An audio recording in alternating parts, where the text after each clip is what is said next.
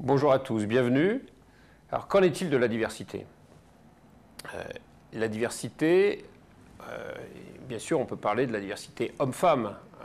Il faut respecter la parité. C'est la diversité ethnique, c'est la diversité de la couleur de la peau. D'accord, il faut respecter cette diversité-là. Mais le problème de la diversité dans l'ensemble de la société est bien plus profond que ça. Parce qu'en fait, il faut regarder l'ensemble du corps social. Est-ce que l'on donne leur chance aux jeunes? Est-ce que l'on donne leur chance aux seniors, les gens qui ont 60 ans? Est-ce qu'on les écoute encore ou est-ce qu'on se dit, ben non, finalement, ils sont en fin de carrière, donc ils n'ont plus rien à apporter? Est-ce qu'on est capable d'entendre les gens qui n'ont pas eu le bon diplôme quand ils avaient 18 ans, 20 ans, 22 ans, 24 ans? Maintenant, ils ont 50 ans, vous lisez les journaux, les quotidiens qui vous expliquent qu'un tel a été nommé directeur général de telle entreprise. Et on vous dit, il a 50 ans, 55 ans, 60 ans, on vous dit, diplômé de telle ou telle grande école. Enfin, qu'est-ce qu'il a fait entre 25 ans et 50 ans? C'est bien plus important que son diplôme. Donc l'enjeu, c'est regarder l'ensemble de la personne. Pas seulement ce qu'elle a fait, cette personne, à l'école, pas seulement son nom, pas seulement d'où elle vient ethniquement, mais c'est regarder son parcours, être capable d'accepter la diversité des parcours, ne pas prendre des gens à l'intérieur d'une entreprise qui ont le même diplôme que ceux qui sont déjà dans l'entreprise, ne pas prendre à l'intérieur d'un secteur d'activité des gens qui ont déjà l'expérience de ce secteur d'activité, être capable d'aller chercher la diversité des talents, la diversité des expériences, la diversité des vécus, des idées, de la capacité créatrice, d'invention d'un monde nouveau, de produits nouveaux, de solutions nouvelles, de relations nouvelles. Et pour faire ça, ça veut dire qu'il faut être capable d'entendre tout le monde et d'entendre chaque personne. Ça veut dire qu'il faudrait bien regarder aussi, et c'est la dimension du CV citoyen, regarder ce que la personne a fait, non pas seulement dans l'ensemble de son parcours professionnel, mais dans son parcours extra-professionnel. Qu'est-ce qu'elle a fait dans le monde associatif? Quelles sont ses valeurs qui sont représentées par son parcours associatif? Quels sont les talents acquis à travers des actions personnelles, de voyage, de lecture, d'engagement auprès de voisins, d'amis? Quels sont les projets extra-professionnels qui ont été portés? Là, des talents, des compétences complémentaires ont été acquises. Est-ce qu'on est capable de les intégrer dans l'instant du recrutement, dans l'instant de l'ensemble des instants même du processus d'intégration à l'intérieur d'une entreprise, d'un État, d'une société?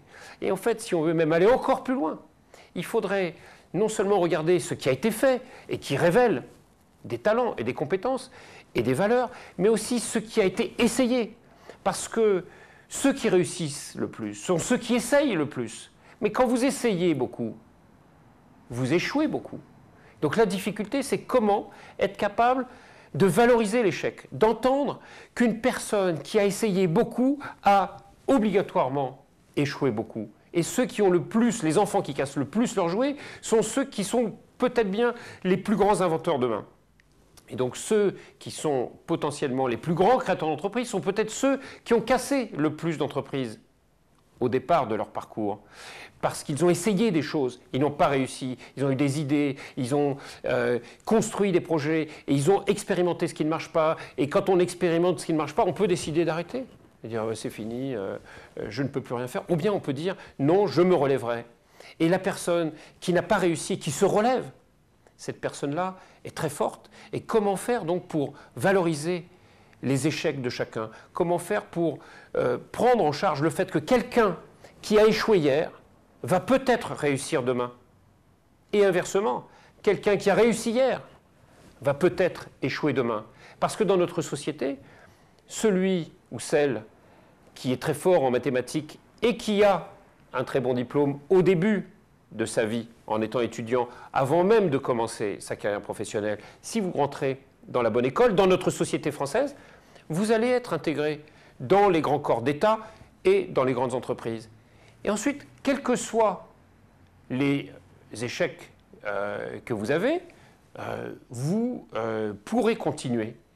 Il faudrait non pas arrêter de faire que ces personnes-là puissent continuer d'essayer, mais faire en sorte que les autres aussi puissent continuer d'essayer malgré des échecs.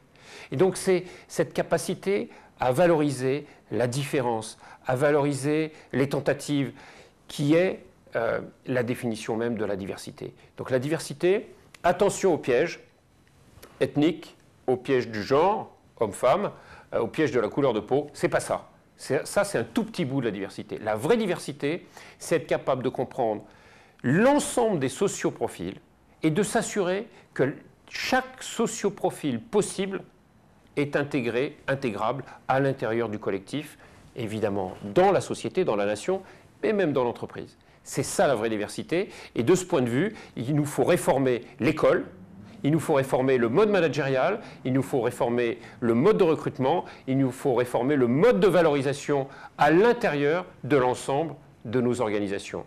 Et ça vient bien sûr des dirigeants, mais aussi des citoyens qui préfèrent prendre un énarque. On se dit oui, 38 ans énarque, alors là c'est bien.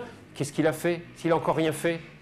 Ça ne veut pas dire qu'il ne peut pas y arriver. Ça veut dire que peut-être que d'autres qui ont le même parcours peuvent y arriver aussi. Et donc ne regardez que le diplôme, que les éléments visibles d'une personne, c'est prendre le risque de passer à côté de l'essentiel.